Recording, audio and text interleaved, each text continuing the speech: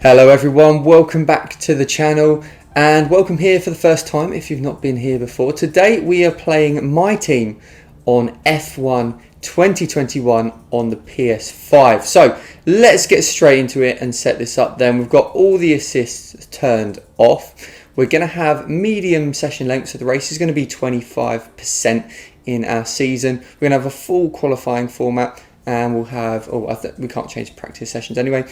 Let's have some approximate weather forecast so that we can have some chaos thrown in there as well.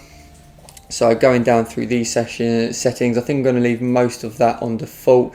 But we will turn the player faults up. So we'll make sure that the technical faults will be enabled and mechanical failures will be enabled too, just to add that little extra bit of realism. And we're going to carry on playing through no matter what happens. So that means we're going to turn off the flashbacks as well. So the corner cutting we'll have on regular, rules and flags on, park firmate on, safety car we'll put to increased. It's always quite fun to have a safety car, and previous games I've noticed that it doesn't make too much of a difference.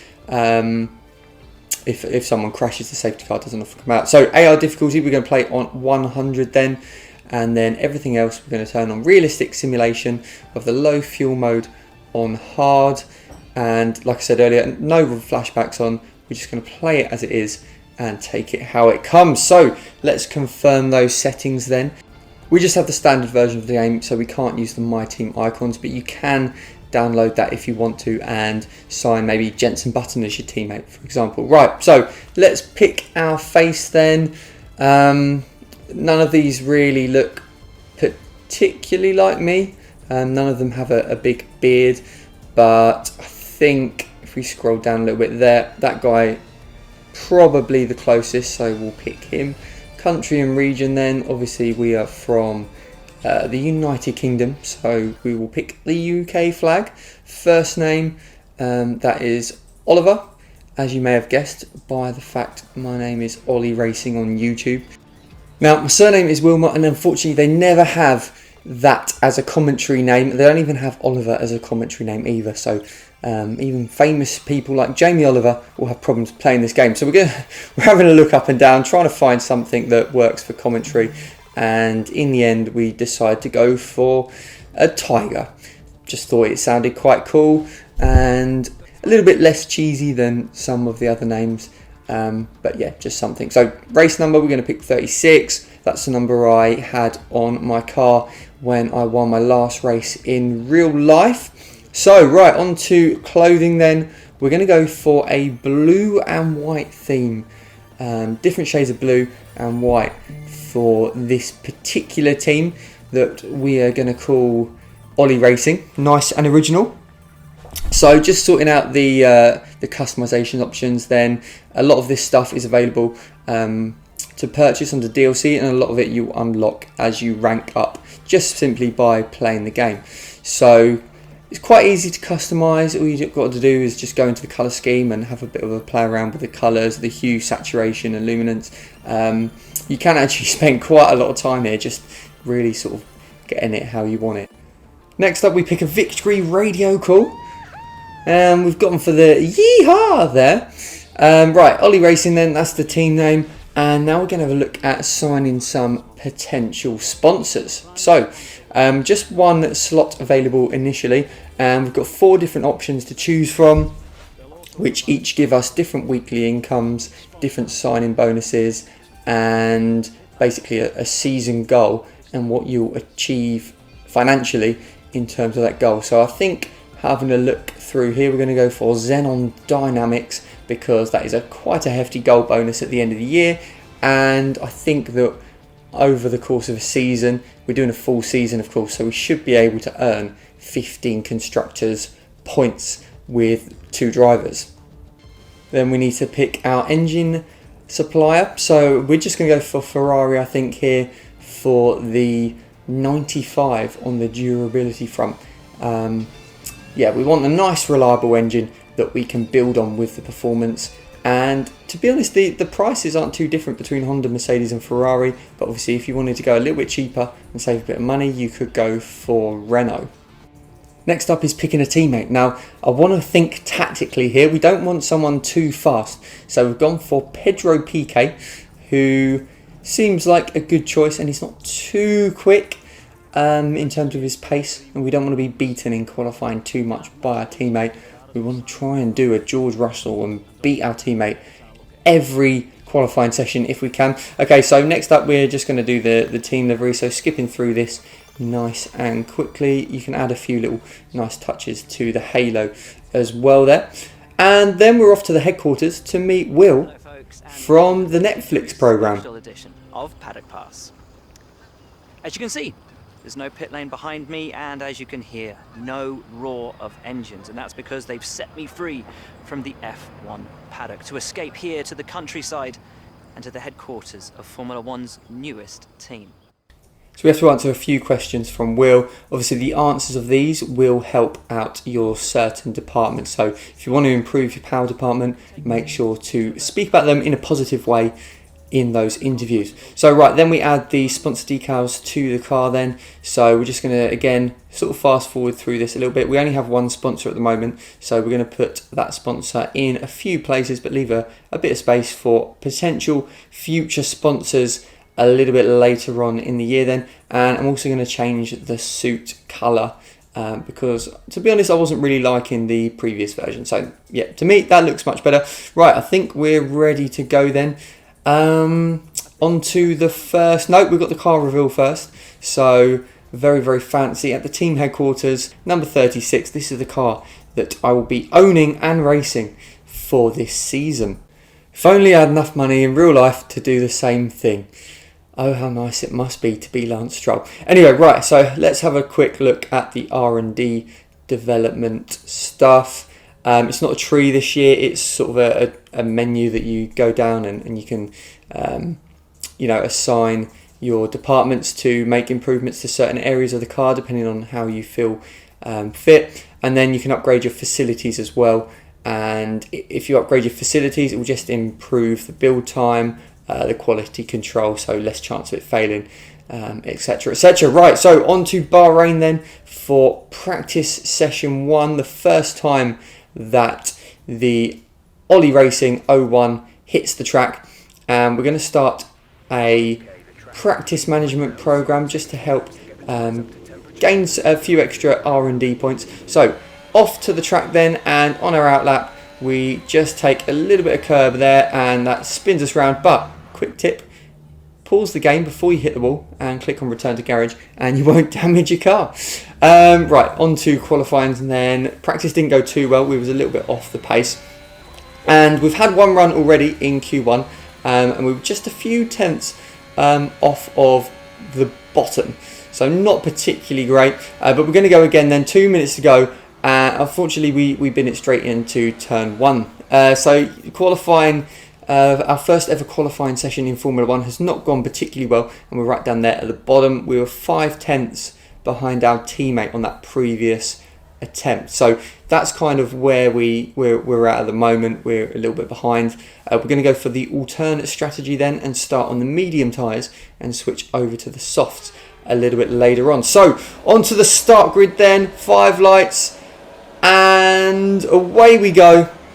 And we get a very good start there actually, and look to move up the inside of Latifi, but he covers that off, so we're going to end up going to the middle of the track then. And Latifi absolutely sends it down into turn 1, and we try and follow through, getting very, very slow through there, trying to avoid making any contact with any other cars. We've got our teammate on the right hand side as we just drive past the area where Grosjean completely exploded.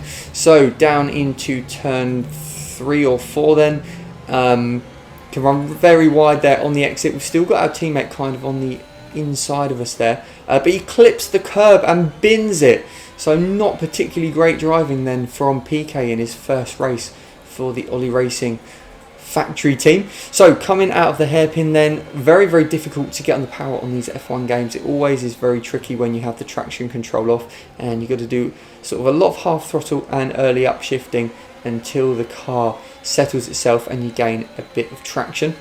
So obviously on this opening lap we won't have any DRS available, and it looks like most of the other cars are actually starting on the soft tyres, so the AI not taking the opportunity to go for the alternate strategy. So that means that we're just going to be struggling a little bit at this stage in the race, obviously with that AI difficulty on 100, and we're not massively familiar with the Formula 1 games.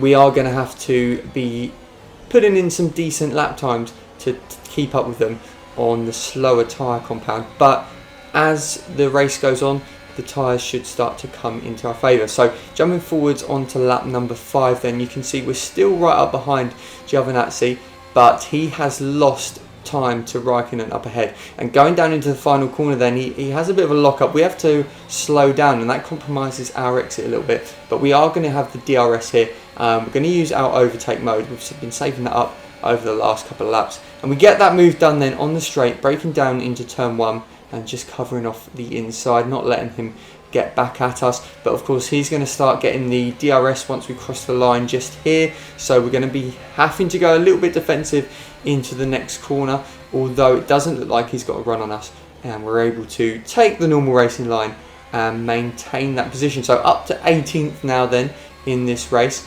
and jumping forwards onto lap number 7, then you can see some of the front runners have made a pit stop already. So Verstappen comes out just ahead of us, and we've got Ricciardo just behind us too.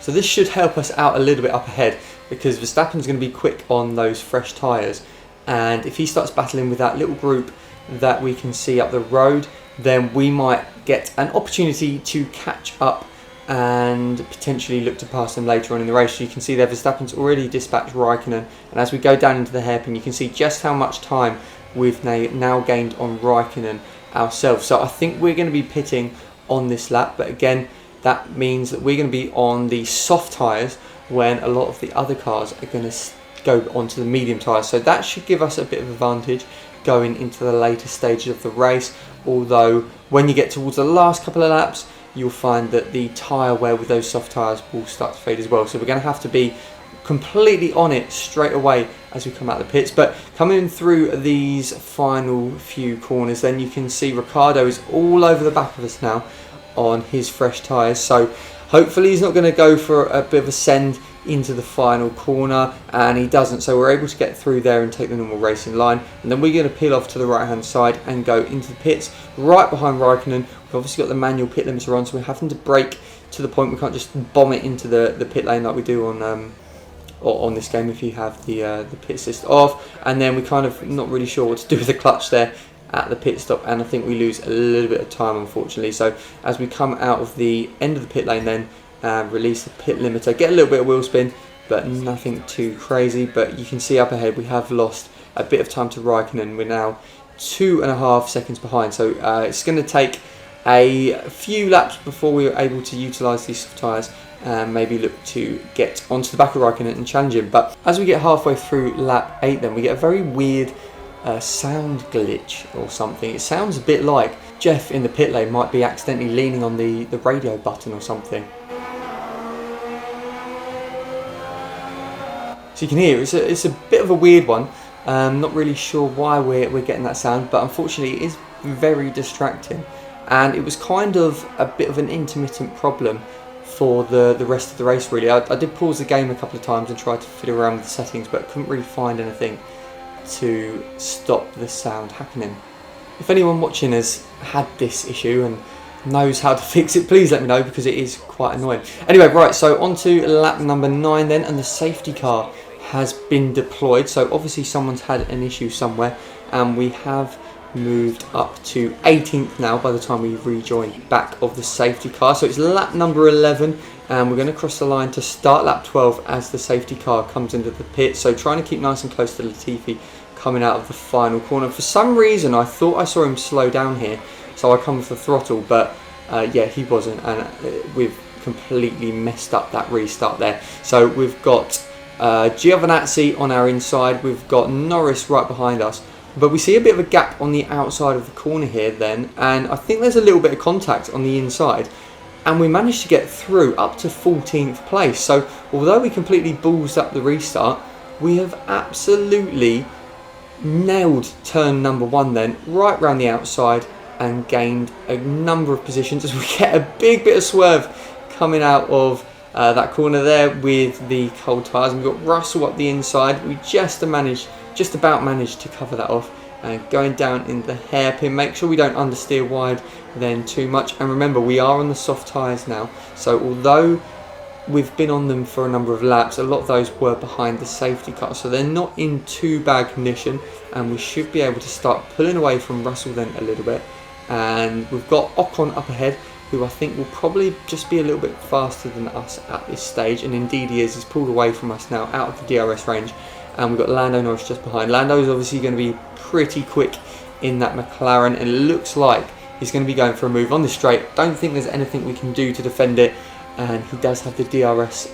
No, he doesn't have the DRS, but he is able to sail past us as we head on to the final lap then, as I'm still suffering with the very, very frustrating audio glitch, and it's just basically hampering my pace, because you really need to listen to the engine note with these Formula 1 cars, and if you're going into a corner and suddenly you get a very unexpected loud engine sound, it does put you off a little bit. But we've finished in 15th place then, and we have achieved driver of the day, so I think that's a pretty successful first time out. And Valtteri Bottas then winning the race, something he's been unable to do this year in real life, unfortunately. So let's have a quick look at the final standings then. You can see we're in 15th place. Best lap time, probably about right actually in terms of the difficulty, so pretty pleased with how that went. We couldn't really do a fast lap on those soft tyres because of the safety car. So right, we've got a personal development event here then. So what is this? Right, we've got PK in the simulator. Now, if that is our Formula 1 factory simulator, I think we need to improve it. It looks very much like someone's living room. He's clearly playing GT Sport and using the bumper cam there. I mean, he doesn't even have a Formula 1 style rim on that wheelbase, let alone, you know, a proper Formula 1 setup. So yeah, I think we're losing out a little bit there in terms of what the other teams can offer. But anyway, I think we need to improve his awareness as he spun in the last race unnecessarily. So that's what we're going to go with. Right, and that is it for our first time on Formula 1 My Team career mode. So thanks for watching. If you enjoyed the video, then give it a like, and feel free to subscribe if you haven't already, and I will see you again in the next one.